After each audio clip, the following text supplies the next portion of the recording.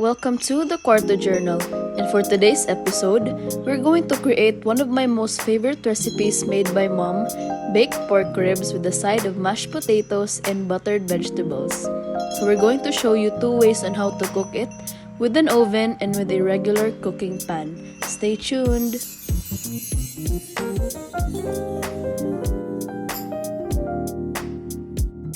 So now we're going to do the dry rub.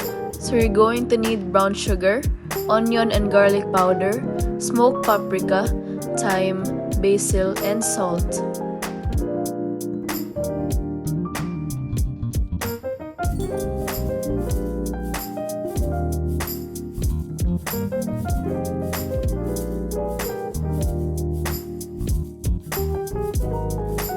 After this, you're going to need to prepare an oven tray with a foil on top and chop a garlic bulb in half. Add it to the tray, then add your pork ribs on top.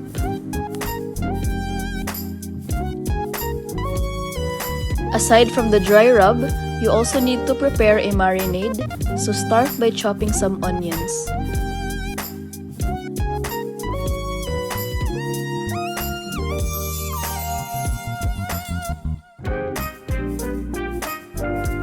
You're also going to need lemon juice.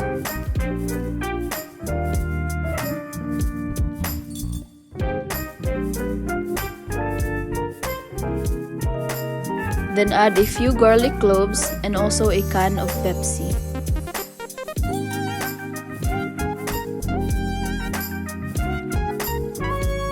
Then squeeze in some oyster sauce, barbecue sauce, banana sauce, a few bay leaves, fish sauce, worcestershire sauce, thyme and also basil, chili flakes, brown sugar, and lastly, soy sauce.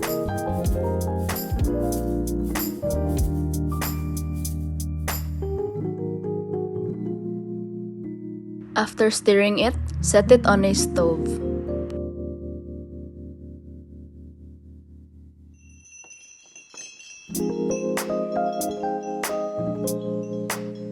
When it comes up to a boil, turn the heat off and add it to the tray.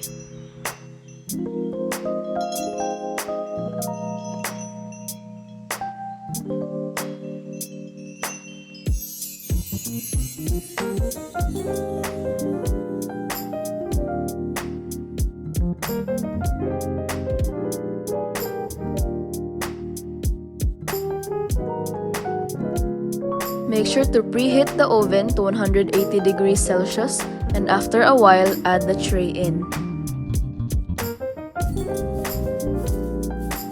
Now, as promised, for those who don't own an oven, here's how to cook it in a regular pan.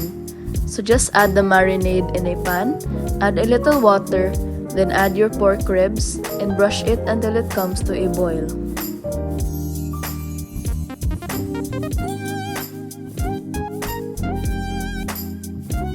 Once it comes to a boil, set it in low heat and cover it.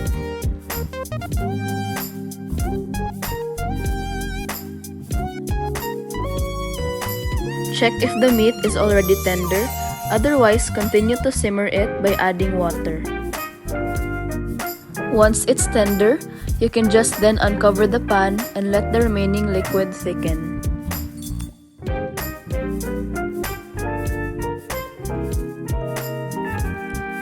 So now let's prepare our side dishes, which are the vegetables and mashed potatoes. So start by chopping the carrots, the brocollini, as well as the potatoes.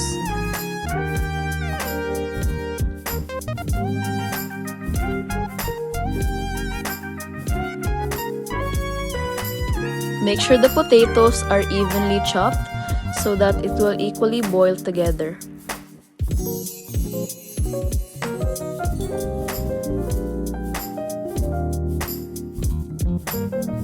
Now after an hour, take out the pork ribs from the oven and flip it to cook it evenly.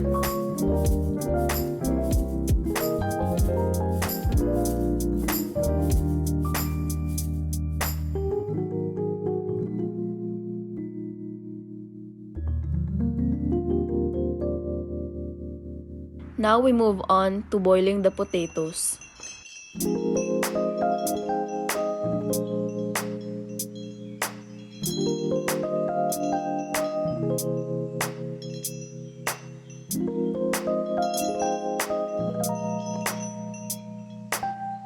At the same time, start to blanch the carrots and brocollini.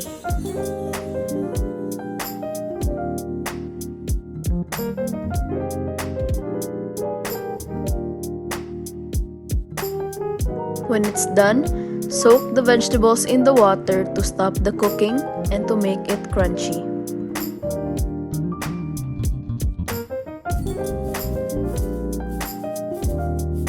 Then also take the potatoes out after boiling. In the same pot, drain the water out and heat the potatoes for a minute or two to take out the remaining moisture. And in a separate pot, add your cooking cream, thyme, and garlic from the marinade sauce earlier and cook it in low heat. Then start mashing your potatoes. And also add 3 tablespoons of unsalted butter.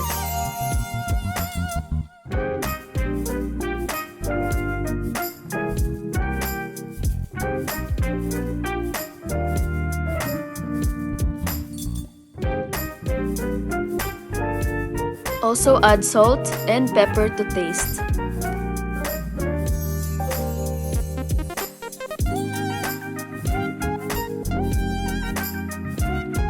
Then little by little, add the cream.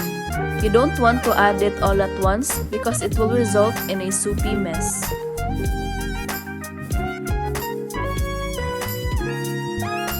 Also add pesto and Parmesan cheese.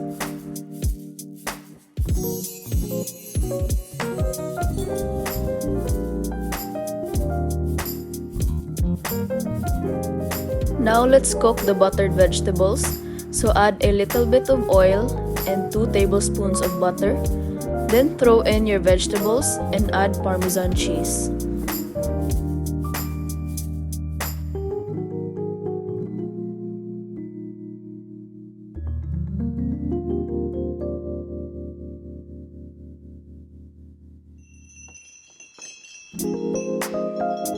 Now that it's been another full hour, our pork ribs are cooked and ready to go.